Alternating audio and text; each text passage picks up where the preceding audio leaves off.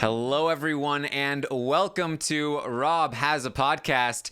I'm your host, Aaron Armstrong, and today we are here to talk about the latest episode of Big Brother Canada 7.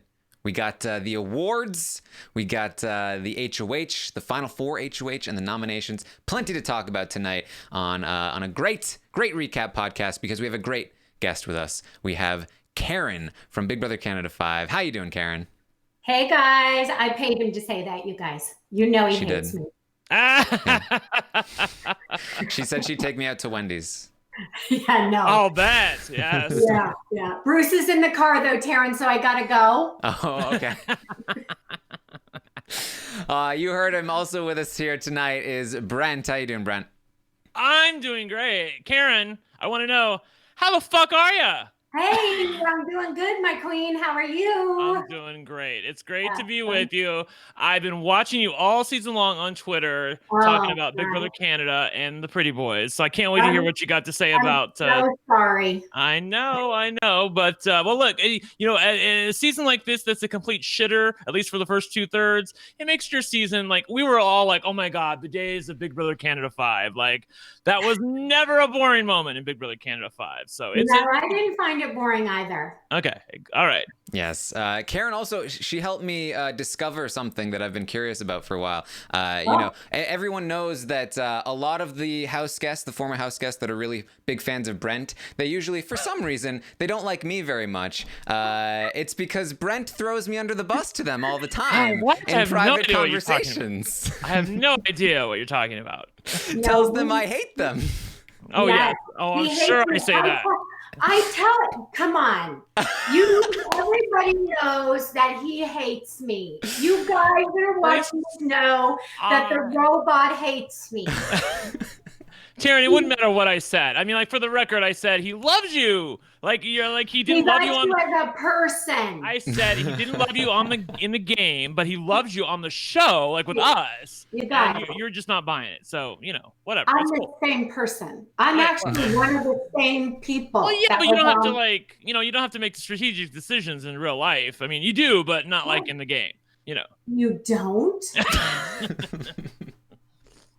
All right. Well, we are here to talk about Big Brother Canada 7, so let's get into that. We saw here that we had the Big Brother Canada Awards, where they dressed up in what was this, 70s, 80s gear? 70s at the most, Taryn. It was not 80s gear. Oh my God. What do you want from me? Bless you. The groovy 70s. Yes, and they all laid in a bed together.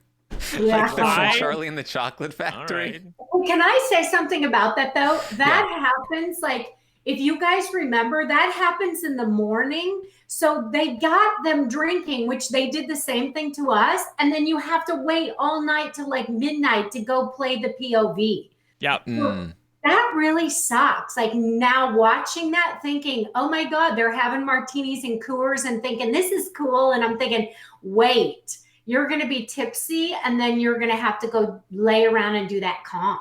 Yeah. And I think the veto competition, which we're not going to talk about yet because it hasn't aired on the episode, but it started at like 12:30 at midnight. Like after late. Midnight, it was really late. Like I know I was at work when it started. It's really late, isn't it? Yeah, it's ridiculous. Yes. It's crazy. And it went very late as well. Feeds came back like the next morning. Yes, like 6 a.m. It's an individual, right? It's the same. Yeah. Yeah. So I wanna hear from you guys how you thought the outfits were.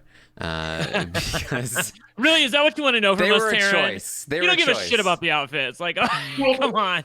Karen, take it away. I honestly think that it's just BB, like how they're thinking that they're the pretty boys, so they put them in the most ostentatious, wildest looking, goofy Scooby-Doo outfits. Like, that's what I thought. I thought it's just BB shade all the way, putting them in those outfits. I thought it was okay. I thought Anthony looked amazing. I thought everybody else looked But that's just kind of, I feel like he's the only one in the house who could rock a pink pant like that. He looked so good. Like, and this is the way he carries himself. Like, I'm so into Anthony. Like, it's not even a thing. Yeah. It felt a little bit like production wanted to punish them for the season. Totally. I felt honest, possibly. Taryn. I'm with Taryn. I gotta agree with him. I think it was Shady BB saying, "You guys look like such goofs with your lesbian and what is their signal? Pretty boys. The lesbian signal. It's like we're gonna put you in these outfits, you lesbian people." And shove them all in a bed together, which was super awkward. And totally awkward. They're trying to talk to each other and they're having to like lean back to like, it's so weird. Hey, to me, that is Trevor Boris Shady, and it's like the orgy fest of like color, and I thought it was hilarious. I thought it was hilarious. When Sarah Hamlin got into the bed, that's when I thought it was really hilarious. And then her getting up was even more hilarious. Yeah. Well, I thought she was going to fall over because she seemed a little tipsy. Yeah. I thought so too. I thought there was a chance. Because those drinks they make, they ain't playing in that house. Those are straight vodka or gin. It's BB ain't playing. They want you loaded. They need it. They're showing them these clips. Any standouts of these clips? My favorite is still Eddie talking to Corey about being 29.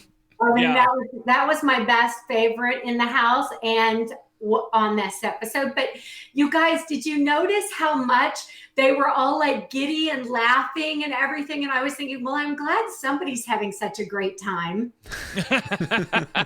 Certainly not us. I will say that my favorite moment, first of all, the Eddie moment, which some people were not even aware of. Anthony's like, Eddie, what are you doing? Like, why would you say that to her? Which again, I'm with Anthony on this one. Eddie, what were you doing? Why would you say that to her? I mean, even if you're thinking it, why would you say that to her? Anyway, the moment that I was living for, and I'm sure all of Twitter was living for, was when Damien's rap from the first week beat the iconic oh my god, and they were sure it was going to be oh my god, and then it was like, no bitch, we're telling y'all we like Damien. Get it. That is the moment when they all get out and they all think that like we're having parades and all this stuff, and they realize that Damien is who we love the most. They're going to be like, what? Like, how did that happen? Yeah, that happened. Karen, when was your parade, Karen? Exactly. I'm still waiting. The float's out in the driveway, but we can't find a driver or people to attend.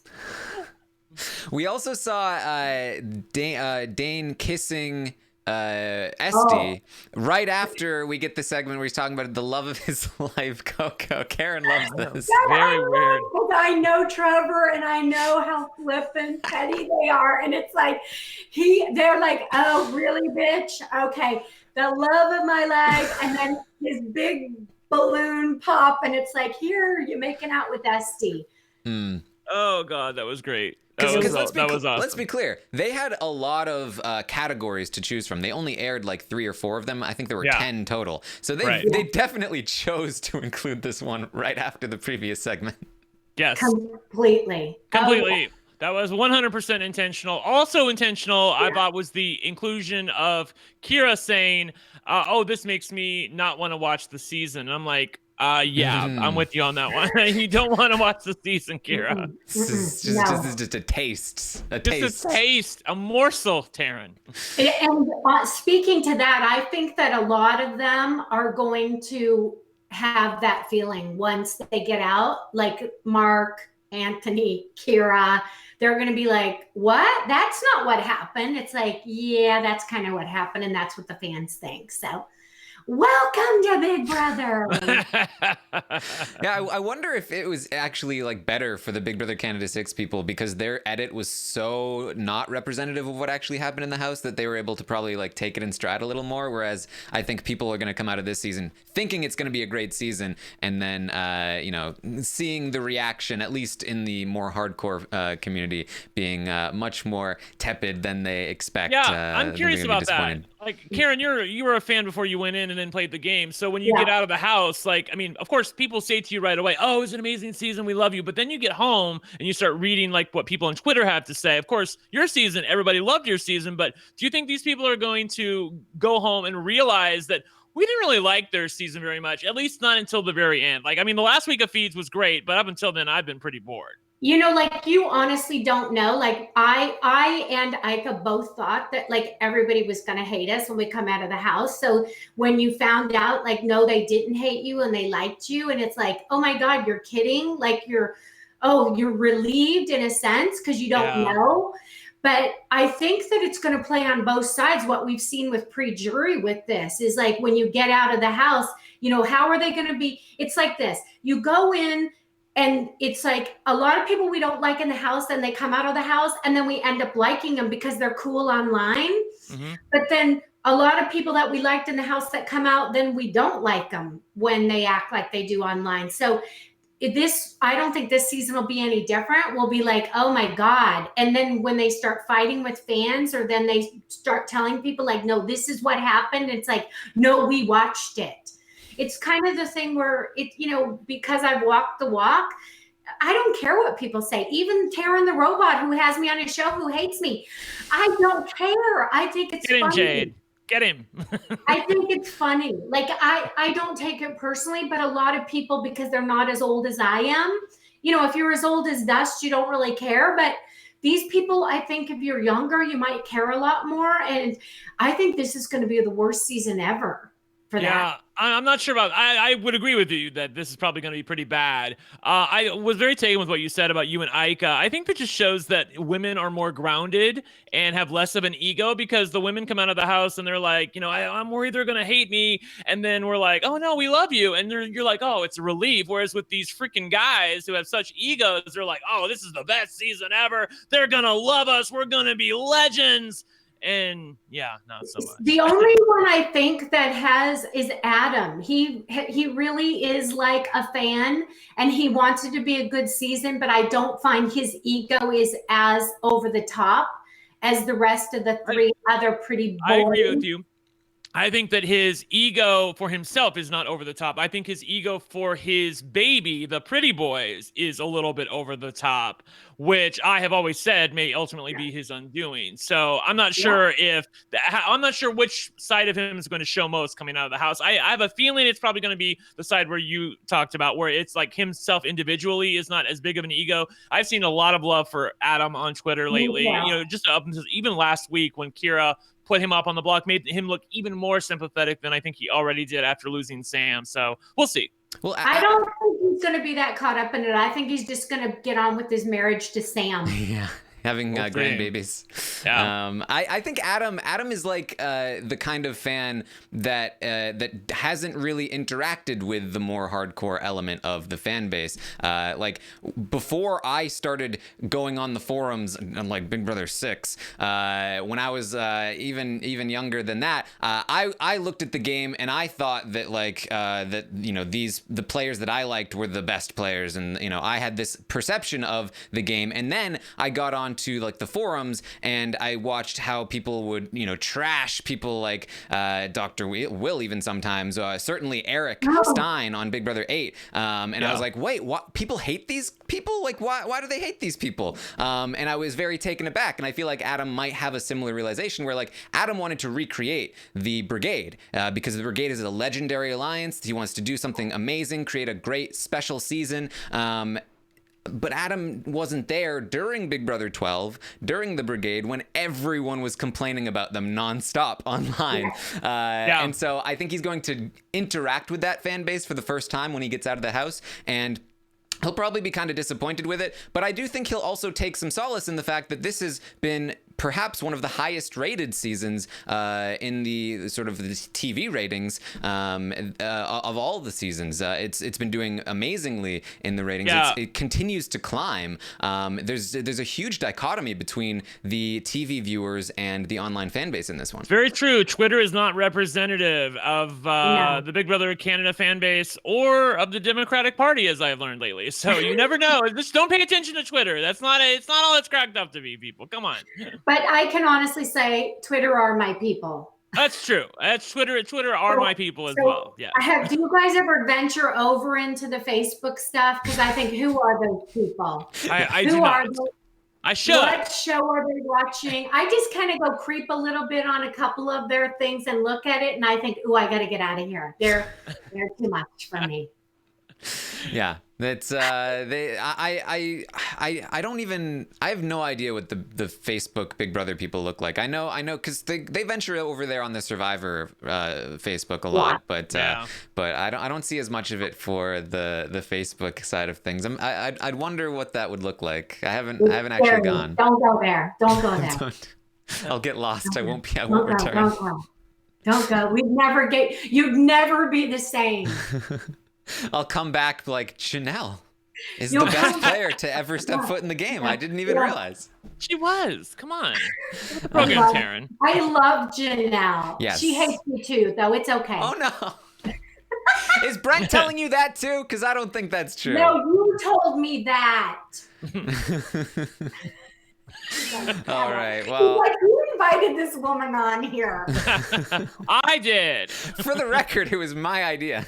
That's true. Yeah, that's true. Well, listen, I wanted you to come on. It was just about when you would come on, and then eventually. Is everybody else booked?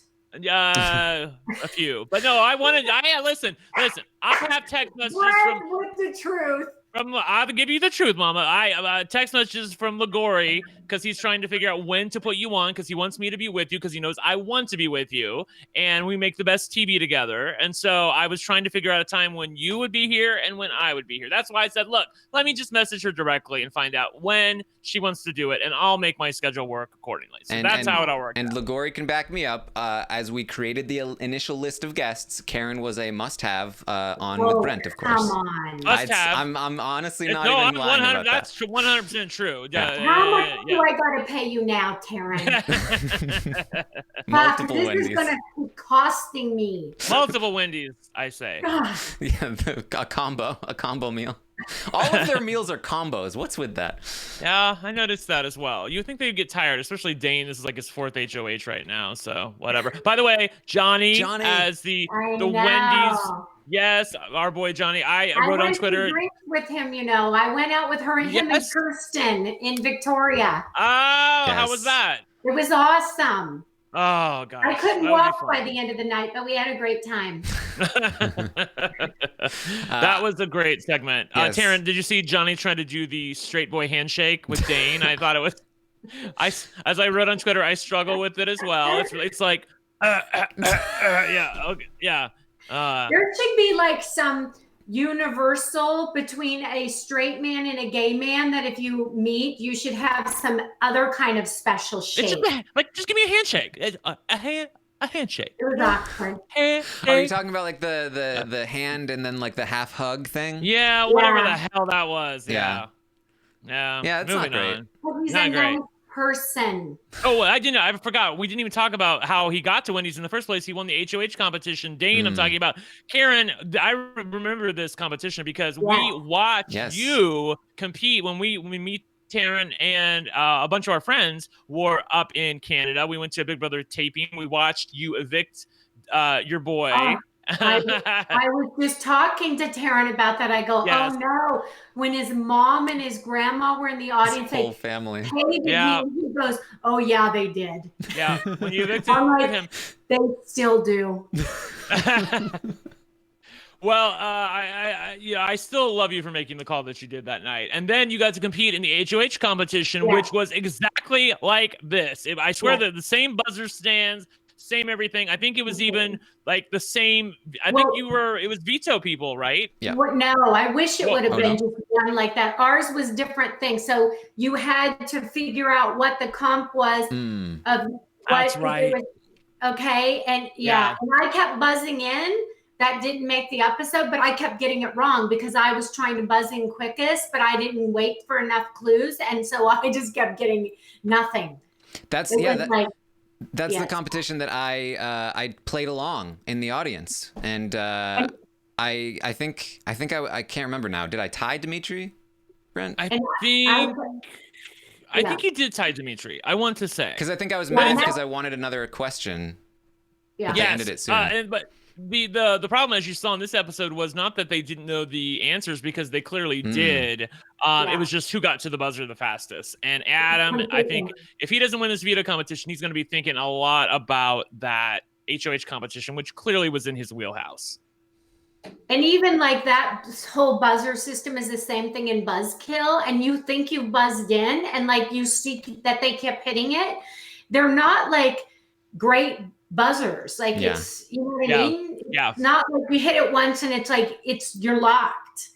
Yeah. So I don't know. Yeah, I saw that as well with Dane. Like he hit his buzzer like 3 or 4 times. Completely. Yeah, Adam was really beating himself up after the competition. You saw him really beating himself up, really upset in the washroom, and he was talking about like, I knew the answers, I just wasn't pressing the buzzer. I just like panicked, and it's such a pressure cooker. Like, I mean, I know it's so easy it looks so much easier than it is, but when you're there and the pressure's on you and like you're so tired as it is every day in there, mentally and physically, like you're just sleep-wise, and he just looked crushed, and I just felt for him because I like him. Yeah. We then saw Dane talking about who he should nominate, and Anthony asks like, "Hey, can I not touch? I don't ever want to have to touch the block the whole season." Well, Taryn, we talked about this. Like the fact that like, why doesn't Dane nominate Anthony here when ultimately, in most cases, nominations do not matter? I mean, if he ultimately plans on taking Anthony to the end of the game, which is what he's been telling us in private, why would you let him have that? I don't know, because I know what you said previously, which was like that this is good for Dane, because if Anthony keeps his perfect record, then if Adam wins the veto and they go to final 3, Adam's not going to want to sit next to somebody who has a perfect record. He's going to evict Anthony and take Dane to the finals. But I didn't hear Dane articulate any of that, but that doesn't mean he said it, though. Yes. My thought essentially was, if I was in this position, I would do the same thing, because it makes Anthony even less appealing to take to the final 2. So if Adam or Kira are there and they happen to beat me in part 3 of the final HOH, then that's another reason to tell them, you can't take Anthony. He's never touched the block. And then they'll hopefully take me. And then if I do plan on taking Anthony, it's probably because I already feel like I have a good chance to beat him. And just by articulating my side of that strategy, to say, look, I could have nominated him, but I didn't, because I wanted to make sure he was an unappealing person to take to the final 2, to ensure that everyone at final 3 was going to take me. It makes it look like I'm more in control, and I can kind of negate the statistic by itself. And also, if I'm Dane, I'm probably not taking Anthony anyway. So to give him this statistic to make him less likely to be taken by somebody else to the final 2 is a good thing. If you're Dane, though. Yes. Yeah. The question is, will Dane articulate that argument? Was it in his head? Or what I'm thinking right now is that when we see the diary room session from Dane, where he's talking about like, Anthony wants to not touch the block, I don't know how I feel about that. In my head, I'm thinking the fact that he ultimately decides to go through with it and not have Anthony touch the block means I don't think he plans on taking Anthony. I'm really starting to feel like he's going to take Kira to the end here. And that's what I felt too, because I thought, Ike and I were talking about this yesterday. It's like, why would he let him go with that perfect record of never sitting on the block? Like, why? If he gets a chance to talk, which he doesn't, you know how limited it is, he would make good cases, but he's not going to get a lot of chance. And from them walking from the podium of that last HOH back to nominate is seconds. So they're not going to get some long time where Anthony's going to plead his case and be able to get in his ear. Mm-hmm. Yeah, Karen, I'm sorry to interrupt. I'm less convinced about that though. That Dane is going to take Kira to the end of the game if he ultimately gets that chance. Like if things go. Yeah, I mean, like, I'm not even sure exactly what was going to happen this week, ultimately, like, where his true loyalties lie. We see him in the diary room going, you know, Adam is, like, worried that he is not necessarily safe, and I'm telling him that he is, but I don't know that he is. So it's very hard to discern sometimes. Not a lot of these people talk to the cameras, and so it's really hard to tell what their true intentions are. And sometimes their true intentions change. Like ultimately, they'll say something to the cameras, and then they end up changing their mind. So you never know. And I don't know that we know, because of course Taryn and I were talking about this when we were waiting for you when you were having your quickie, but. Yes. Yes. You want to explain that? Yeah. So I logged on for a second when we started. I gave Karen the link to the show at the beginning, and then I realized I was on Firefox, which is not good for these kind of hangups. And I was like, oh shit, I need to go to Google Hangout because that is much better. So I opened Google Chrome, but that took about 5 minutes, and I told Karen to be 30 seconds. So instead of 30 seconds, it was 5 minutes. And when I came back, Karen's like, oh, so you went out for your quickie, and that's why she thinks I had a quickie. So I said, so you left me all this time with the Kevin Robert Martin stand. Yes. While you were having a quickie. Yes. It was my plan all along. Exactly. I can't believe you left her. I was so mean the whole time. He was so mean, you guys. I swear to God, I just cried and cried, and I hardly wiped my tears. From season 5.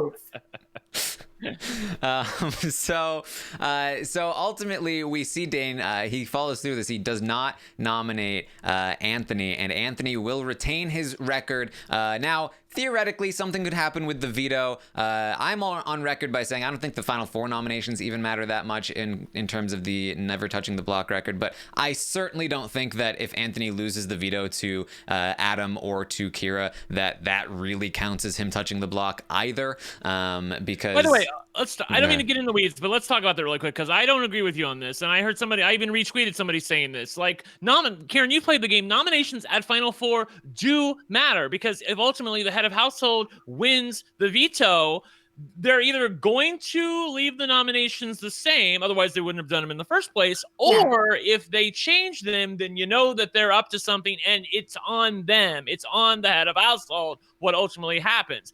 If something goes awry now, and if things stay as they are, and Anthony is the vote, and he goes against Dane's wishes, or what Adam thinks Dane's wishes are, and evicts Adam, then I feel like the blame is a little more spread around. But if Dane makes these nominations and then wins the veto, and he tries to do something funky with the veto, I feel like now he's taking ownership of everything. And so I do feel like they matter a small part of the time. I don't think in the history of Big Brother we would ever see somebody like Kevin, who was in that position, and take down their target and put up somebody else. Right. So I can't see it. Yeah. So yeah, I mean, we saw Kevin do it. Dan in season 10 was in a position where if he had won the veto, he certainly would have taken Memphis down. He intentionally nominated Memphis in order to hide that relationship. Ultimately, it was in his best interest to throw that veto to Memphis, so that Memphis had to take all of the blood on his hands for evicting Keisha. But that's what I mean when I say, like, certainly some of the time the HOH is just straightforward, and they nominate the 2 people that they would prefer to see go home the most, and they leave off the closest ally. But sometimes it behooves them, like in Dan's case, to mix it up a little bit, knowing that it ultimately doesn't matter, and I agree. They can change their mind. I agree on that part. I'm just trying to say that if I'm Adam, and I know, and Dane ultimately wins the veto here, and then tries to change things, like gives Kira the vote or something, then obviously something's up, and then it's all on Dane. So I still think they matter a little bit. And the other thing was, I always go back to Big Brother 14 when Danielle was HOH, and she won the veto, and she decided to change her own nomination. Again with Dan. Yes, again with Dan. Yeah, she should have realized that something was up. Everybody should realize something's up. If the HOH changes their own nomination, something is afoot. If Dan is in the house, you should realize something is afoot. But also, the whole thing with him, it also said, to me, like, and Adam's sentiment showed it, that he knew that he was in harm's way. Mm-hmm. Yes. Because that was the dead giveaway. And that's why he had that sinking feeling. That's why he wore it on his face. That's why he knew it as well as we knew it. When he's stroking his beard, Karen, that's when you know that Adam is very sad and introspective. He's stroking that beard.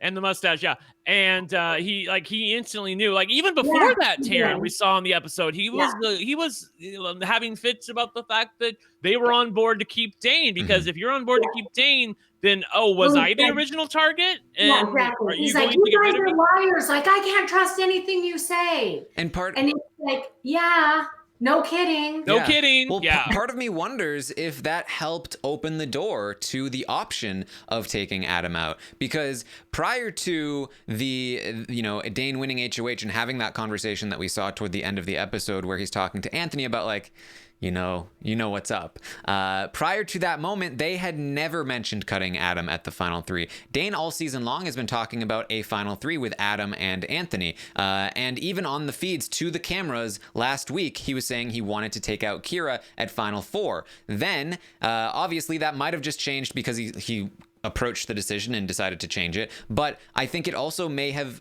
had the door opened with Adam saying, "You guys aren't betraying me, right?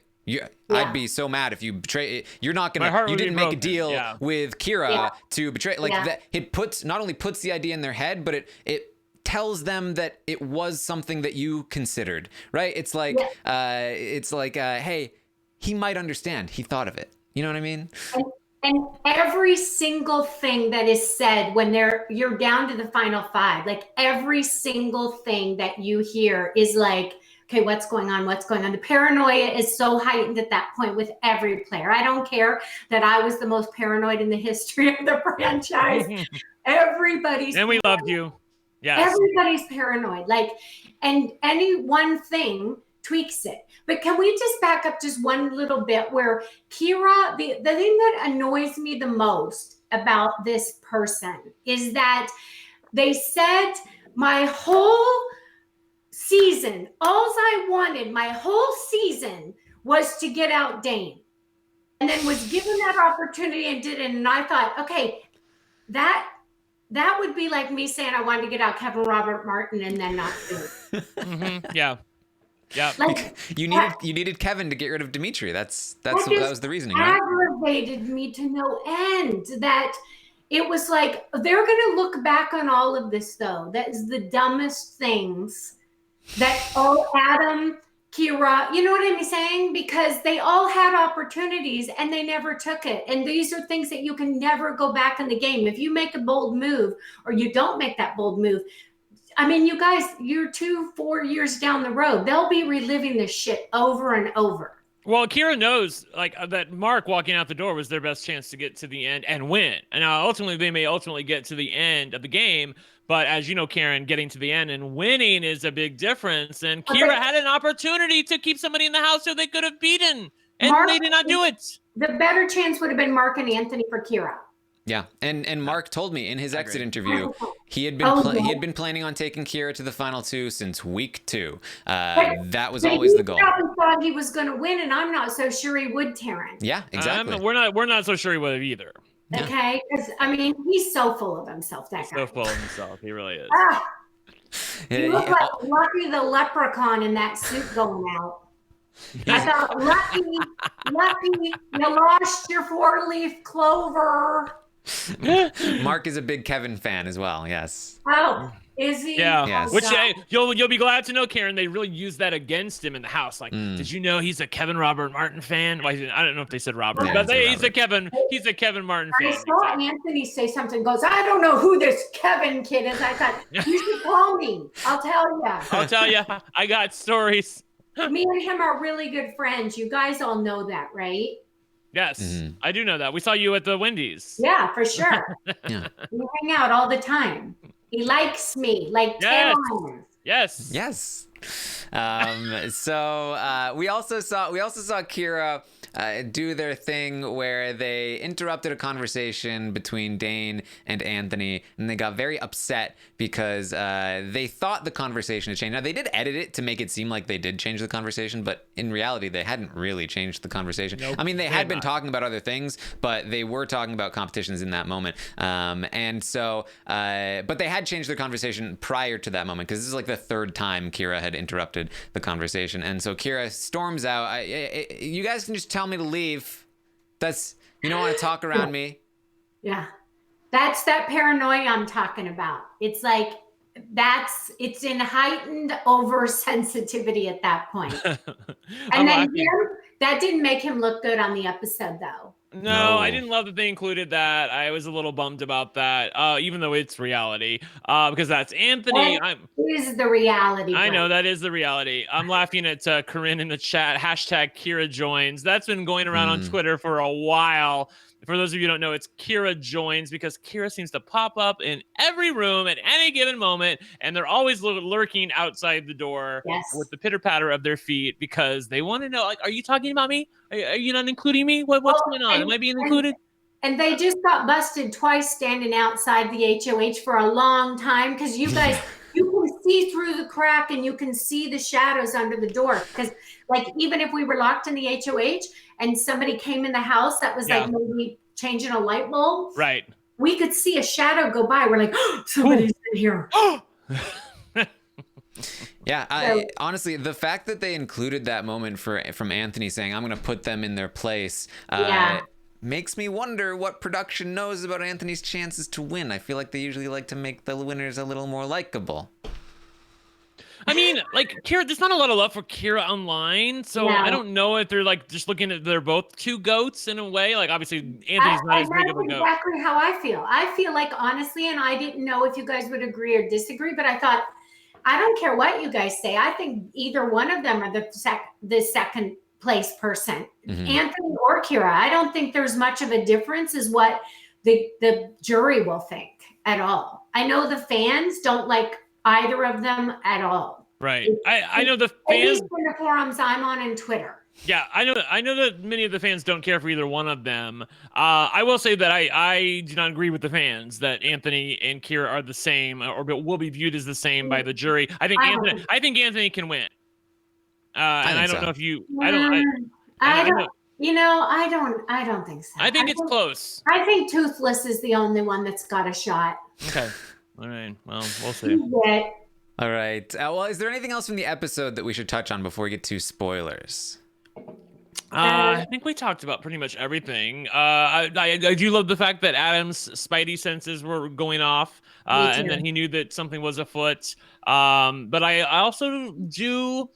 First of all, as far as I recall, like, Dane and Anthony have been talking about getting Adam out like as early as like week 2 in the house. I mean, it was always something that they had talked about because they were always going to go to the end together.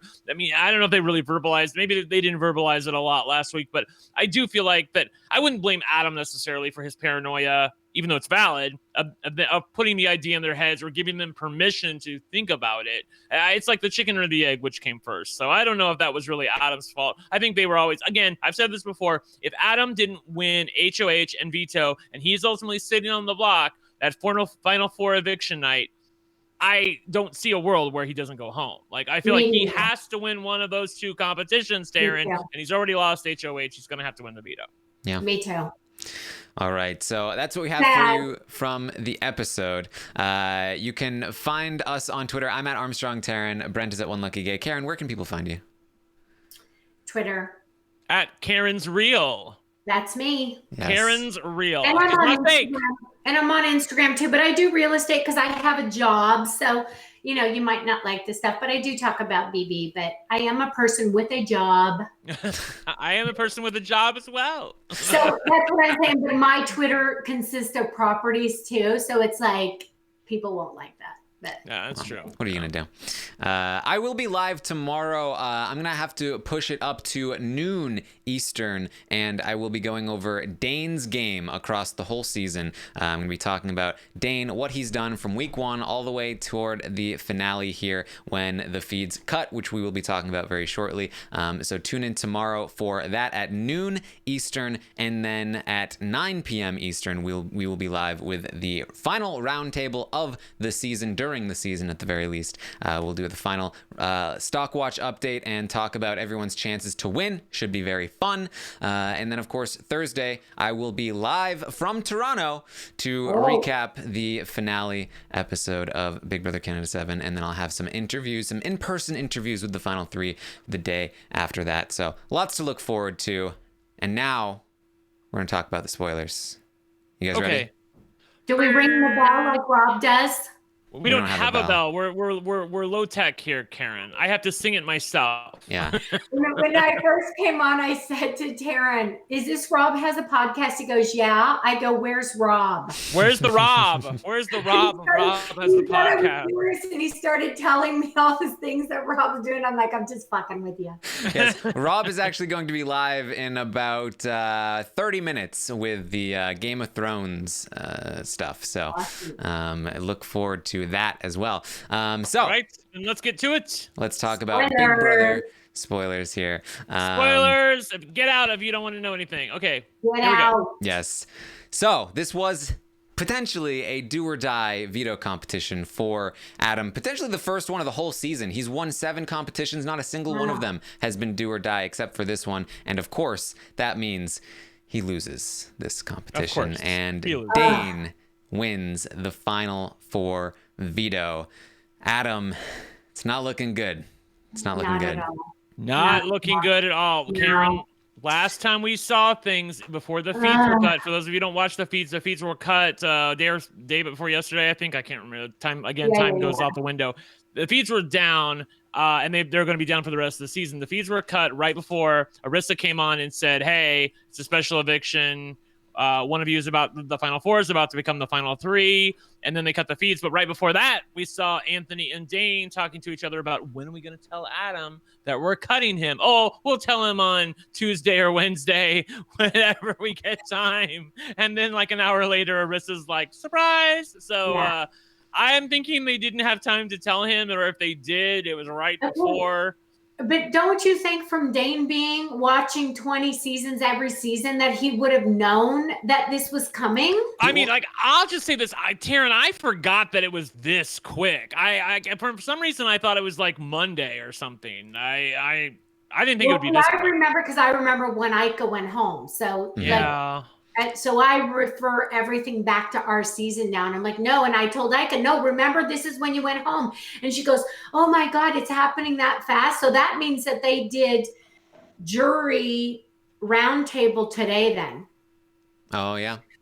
Yeah. And for those of you who are wondering, yes, we think Adam was evicted at the final 4. I mean, unless something changed within the last hour. Karen, how much time did you get from the time Arissa came on to say it's a surprise eviction to the time that they wanted you in place to start taping? How much time did you actually have? Oh, like gosh, an hour? Because she said minutes. Yeah. Like an hour? 45, maybe. Okay. Wow. Yeah. 45. Whoo! And the other thing too, you guys, that I cannot believe is that Dane. We were shocked, Brent, how fast. I agree. Dane was online on the feeds talking about so should we, as in we, me and you, sit Adam down and tell him? I'm like, dude, that is the worst thing you can do. Like, you gave Anthony the vote, put it all on him. Act like you don't want Adam to go home. What are you talking about, Taryn? I mean, like, for him to take any ownership of this whatsoever. I mean, I know that we talked about before, like, it might be worse if he acts like, oh, I had nothing to do with it. Like, he was totally powerless because he is ultimately the person who gives Anthony the vote. But if Anthony, quote unquote, double crosses him and does something against Dane's wishes after telling him he's safe and not using the veto, I feel like that Dane might be able to hide behind that, but it doesn't seem like he has any interest in doing that. Yeah, I feel like he might have had an out with how shocked they were at the timing of the ceremony to be like, I mean, I was talking to Anthony about cutting you, but I was working on him. I was going to try and like talk to you first and sit down and have you talk about how loyal you were, and then talk to Anthony after and try to convince him to keep you around. It seemed like he really wanted to evict you, and that was my plan. I really did want to get to the final 3 with you, man. Like, there's maybe a shot at that, but at the same time, it's a high risk kind of play, because if you aren't convincing, I feel like it does come off so much worse that you can't own it. And I do think that would definitely lose the vote there if that is the case. So it's a tricky spot for Dane, and that's really one of the reasons why I do think Anthony does have a shot to win this. That if Adam feels burned enough by Dane, we already know he has a lot of respect for Anthony's game. He's told him to his face he thinks he's probably the best player to ever step foot in this house. So Adam could be a vote for Anthony. Adam will have time at the round table to talk with Sam and tell her that that's how he feels, and he certainly has a lot more information than her about how the game went. So Sam could also be a vote for Anthony if that's the case. We know he has Corey as a vote. That's 3. Mark was a little iffy on when he talked to me. I have a theory, Karen. Back up. Yes. I don't know. Like, knowing how these juries go, and once they all get together, like, they come in saying one thing and then feeling one way. But just like when Adam was getting in that heated argument and then he ends up hugging him and like, right. So Canadian, Karen. So Canadian. Yeah. That is so, I mean, I'm just like, I wanted him to toss him over the balcony. I wanted blood. Me too. Okay, so that's why I think that he will. If Dane is there at the end, I think Adam's going to stay loyal to Dane and get Sam on board with that. And I don't think it's going to happen. And I think Corey, honestly, is going to end up being bitter. Okay. Against Anthony? Definitely against Anthony, yeah. That's what she's saying. Because they've all gone in there now and told her what was really going on. And after you're in there for a couple weeks, I'm sure, like I was never there, but from what other people that have gone to jury told me, their perception to when they go in that day when they're evicted to when they get to that jury roundtable and to the final vote is totally different. So I honestly think that Adam wants this season to end, that he wants a great season, and he is going to want and push for Dane to win if Dane's there and not Anthony, because Anthony didn't win, hardly any comps, that POV and Anthony's going to say I threw him, but that's going to be huge to Dane. And had we not had that change on him not playing the POV, he would have broke everybody's record. You guys know it. I agree. Yeah, I agree. But also, in some ways, I think him not being able to play kept him safe, like not as big of a target because he didn't win all those competitions in the early going. I don't disagree with that, but he would have definitely had more comp wins. Yeah, I think he would have as well. Tracy Burke has a question in the chat. Karen, maybe you can address this. I know I have my opinions on it. Why would Anthony cut Adam at Final Four? Because that then leaves the door open for Dane to cut Anthony at Final Three and take Kira to the end. So why would Anthony do this? Why would he cut Adam? I think he honestly thinks that Adam is the biggest threat in that house. Yeah. Everybody's game. I would concur with that, and I also think that he's worried about just getting to the final two, and I think he's worried. Yeah. I think he thinks that Dane will take him, and I think he thinks that Adam probably won't. Yeah, because that's what I think. Because I think we've seen that, right? He's had so much paranoia, and he's like, "Are you talking to him without me?" And it's like, "Yeah, okay, maybe I did." And it's like, "Oh my God, why would you not fucking lie to him?" Instead of saying like, well, maybe once or twice or 16 times. Yeah. He tends to get the truth out of him, Anthony. Go ahead. Yes. Adam, I think, I talked about how Adam opening the door, saying that he expects people to betray him kind of helps that smooth the path to actually betray him. But I think one of the biggest things here was that Adam, sometime during the feeds being out, during the Final 5 eviction and Final 4 HOH win, Adam told Dane about his Final 2 with Anthony, and then Dane told Anthony that Adam told him about his Final 2 with Anthony, which told Anthony that Adam does not plan on taking Anthony to the end, and he does believe that Dane will take him, and he also believes that Kira will take him. So for Anthony, it only makes sense to take out Adam here. Yeah. I think that's probably one of the biggest things. Also, they've been trying to get to the end with him and Dane for this entire time, Anthony. I'm talking about, but I do share your concerns. I'm worried now that with like 5 days left in the house, Karen, and he's looking like, look, here's the thing. I think that Dane is the odds-on favorite. There's no way Anthony's going to beat Dane. You know how hard those questions were with Dimitri and Kevin at the end of the part 3 of Final HOH. Those questions are freaking hard. There's no way Anthony's going to win anything. There's no way Anthony's going to win. The only way that Dane does not have the power to decide is if Kira wins either part 1 or part 2 of HOH, and like maybe part 2 because it can be a little bit more mental and beats Anthony. If Kira gets to the end, they're very good with stationary mental comps.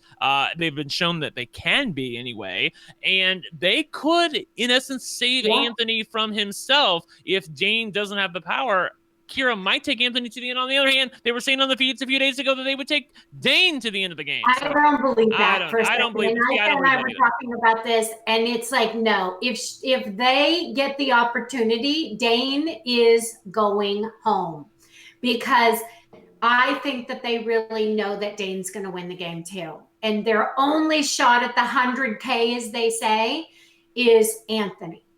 Yes. And Well, then Anthony might win it anyway. I think that that's Kira's best shot too, is to take Anthony to the It end. Like, is. not that I think that they will, but like they'll be able to get to the end and say, "Look, I won 2 HOH competitions and I pulled myself to the end. What did he do?" I mean, you know, obviously we know what he did, but Yeah, is he going to be able to explain that in 45 But seconds? the funny thing is, no, that's it. Like, they've already got, the jury already has the predetermined questions, and you don't get very long, you know, for that whole process to take place. It's not like, I don't think, the old days of where you were really standing there in the survivor tribal councils selling them on your game. It's like, you're getting this question, this jury person's giving you this question, giving it to Kevin, giving it to Karen, whatever. And they already pretty much know, you guys, because they've already asked each one of them, who are you voting for? And they already know pretty much how it's going to end. Yeah. Yeah. And I was thinking, like, you know, I can imagine in a final 2 question scenario where Kira is trying to answer questions and Anthony is constantly interrupting them and being super overbearing. Like, that wouldn't be a great look, and maybe some votes would swing Kira's way. That said, though, I don't think Kira can beat either of them at this point, because I do think that Anthony would have the 3 pretty boys, plus I think he would have Corey at the least. But you know, maybe not. Something that I did ask Karen earlier, Brent, I want to hear from you. So going into the final 3, if Adam has in fact been evicted, then we were looking at part 1 being some kind of mostly physical kind of Pretty physical usually. Dexterity, hand-eye coordination kind of thing. Kira probably has no chance at winning this one. I'm thinking no. Yeah. None. And you guys, again, you're doing it at, like, you know, you don't have a clock in there, but you're doing it like, you're starting it at 12 midnight. So you're already tired. And they have not performed well in those. So, you know, it'd be like, it's like me. I mean, they could be me. It's like, nah, not going to happen. Now, part 2 is usually some kind of like physical puzzle kind of thing with questions about the season, right? Where it's like they have to run to a thing and answer a question, stuff like that. Dane, I would think, definitely has the upper hand over Kira in that competition. Anthony, though, probably does not, because he probably doesn't know the answers to those questions. Let me tell you what I think's going to happen. Oh, Okay. I'm sorry. I didn't mean to interrupt you, Taryn. I feel like you were going to say what I'm about to say. Right. I think I'm setting it up for this. Go yes. ahead. Right. So that's in part 3 that Dane versus Kira. Dane probably has a leg up. He's very good, but Kira also could easily win that. Yeah. I think it's a kind of even matchup. Dane versus Anthony, Dane wins it hands down. There's no question. Down. So the question becomes, is Dane willing to roll the dice and throw Anthony part 1 in order to beat Kira in part 2 so that he faces Anthony in part 3? Nope. He's not willing to do that. Karen, are you with me on this? I said it to him when you were out getting your quickie. I said, not a chance. Not a chance in hell. He should be willing to do, like, he knows how good he is at this stuff. You're going to face Kira, and there's going to be some physical element to it. I'm sorry. Like, if you can't beat Kira in part 2, like, you just don't deserve to win. Girl, bye. Like, I mean, he knows he has to get Anthony to that podium in part 3 in order to guarantee himself having the option to pick who goes home, which ultimately in the end might do him in. But who knows? You want to at least have the option. So he has to throw part 1, but I don't think he's going to do it. He hates throwing. There's no way he's going to do it. I honestly He'll think win. Part 2 is going to be, they're both going to be equally lame, like I was against Kevin. Like, you know what I mean? It's just, I just don't think either of them will perform that well in part 2. I can't wait to see if they make it shady on the episode. Like, we're just dying laughing. I just can't wait to see, because I think it's going to be a real toss-up with both of them, knowing what, like, we had, remember, like, I can't remember what season 6 had for theirs. I remember we had the rope with the galaxies with all the clues. I mean, Kevin did it in like 12 minutes. Yeah, I remember. Yeah. Come on. We were bitter. I will say, I was bitter. They Brent tried was to very make it hard. They tried. That was them making it hard for Kevin. Well, I think that Dane absolutely should throw part 1 to Anthony. And here's why. Because Dane has to beat Kira in a one-on-one competition either in part 2 or part 3. No matter which way that goes, he gets to choose. Do I want to face them in part 2 or face them in part 3? I think he has a significant leg up if he faces them in part 2, and I think that's why he should choose to do so. But obviously the question becomes: is he willing to take that risk? Because I think that the downside here is your pride, your ego, to say that you should have won the easy one when you had the chance. You shouldn't have thrown it. But when it comes down to it, I do think it's the correct decision, regardless of how it plays out. So it'll be interesting. If either of you went and played, I'd want to hear if you'd say that. You know what I mean? It'd be very tough. I mean, it's very easy sitting on the outside. We know everything. Okay. We know what everybody's abilities are. That would be like if he gets to that position and then he, for some reason, screws up and loses. At least he can live with that and think, I did what I could. I tried. But if he purposely throws it and then the monkey wrench happens and then he gets ousted, I mean, the kid would kill himself. Yes, right, but listen to what Taryn said, though, Karen. I mean, I don't agree with the robot very often, but if you think about it from the standpoint of, look, I've got to beat Kira sometime. Would I rather do it in a part physical, part mental competition, which is part 2, or would I rather try to beat Kira standing next to a freaking podium while we're pressing A and B? I'd rather do part 2. But again, it's not like you know exactly. And if Big Brother has, they haven't changed it. I mean, look at your competition. It was the same thing with the same goddamn podiums. He couldn't even remember what the other one was. Like, no. Yeah. No. That's true. They're not sleeping. They're stressed to the nines. They can see the light at the end of the tunnel. Nobody's thinking rationally at this point. They're trying to just function and get through it. Like, there's no chance in hell this kid is going to throw anything. Yeah.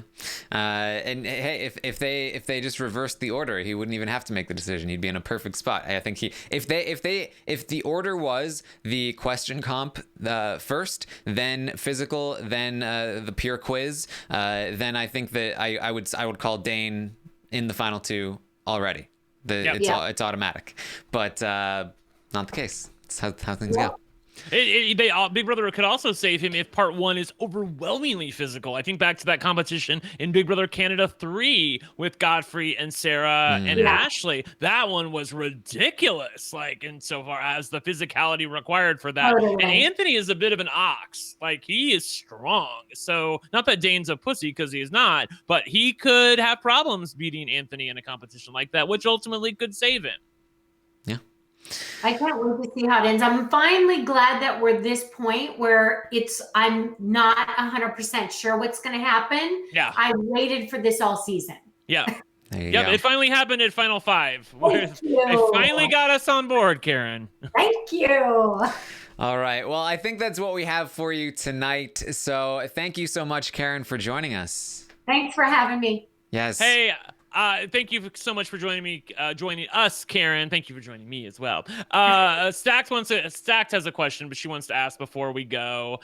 Please, sweetie, ask Karen. Anthony is not a goat, but is expecting to be dragged like Dr. Will season 2 and Boogie and All Stars. Do you think that's probably true? I think him not knowing the game, it's surprising that is what he has become. But again, what credit or what he's going to believe in his own mind to what the fans and what the rest of the house guests believe, I think are galaxies apart of where it's going to end up. I think so too. I am nervous about, especially the fact that he doesn't, because Anthony's good when he has a lot of time with people, and he's not going to have a lot of time in the finale. He's going to need an advocate. Is Mark going to be an advocate? Is Corey going to be an advocate? I'd like to think so, but I don't know. Yes. Corey, bitter. Yeah. Cora did say she was bitter coming out of the house, but she said she was bitter at Adam. So I don't know if those feelings have changed. We'll see. Yeah, well, we saw a video. We saw a video from jury where they were talking about the pretty boys. I think this was prior to, this was when Esty and Damien were Why now? I can't remember actually. I think Esty and Damien there because I knew the pretty boy name. No, maybe they didn't. Never mind. Anyway, Who point cares? was they were talking about the guys alliance, and Corey was talking about like, oh, my guy Anthony still. So we'll see. We'll see. Okay. By the way, yes, You know what? chat. No, Oh, go ahead, nobody Karen. wants to look dumb. That's the only thing. Nobody wants to look dumb. And once everybody keeps coming through and they keep hearing the stories, I don't know. We'll see. But I think Dane is definitely gonna take You think he's got the inside track? That's good to hear. The chat is asking me, Brent, are you going to bring out the veil? Taryn, every season they want the veil. I only bring out the veil if the truly unthinkable happens, which in this case would be Kira winning Big Brother Canada 7. So if Kira wins, I got the veil right over here. But as long as Anthony or Dane win the game, or possibly Adam, if he's somehow still there, then it's going to stay in the closet. If Kira wins, I'll take back everything I said about this season. Okay, cool. That's good. All right, so that's what we have for you today. Again, make sure you tune in tomorrow at noon Eastern. I'm going to go over Dane's game from start to finish. We'll have some fun with that. And then tomorrow at 9 p.m. Eastern, we'll talk on the round table. So make sure you look out for the form tomorrow morning as well. You can find on Twitter at Armstrong Taryn. I will tweet out the link. You can rate the players one last time, give your predictions for how the jury's going to go, and all of that. You can find Brent at One Lucky Gay. Karen is at Karen's Reel. Mm-hmm. All right. So thank you once again for joining us. We'll see you next time. Bye, guys. Bye, guys. Thanks for having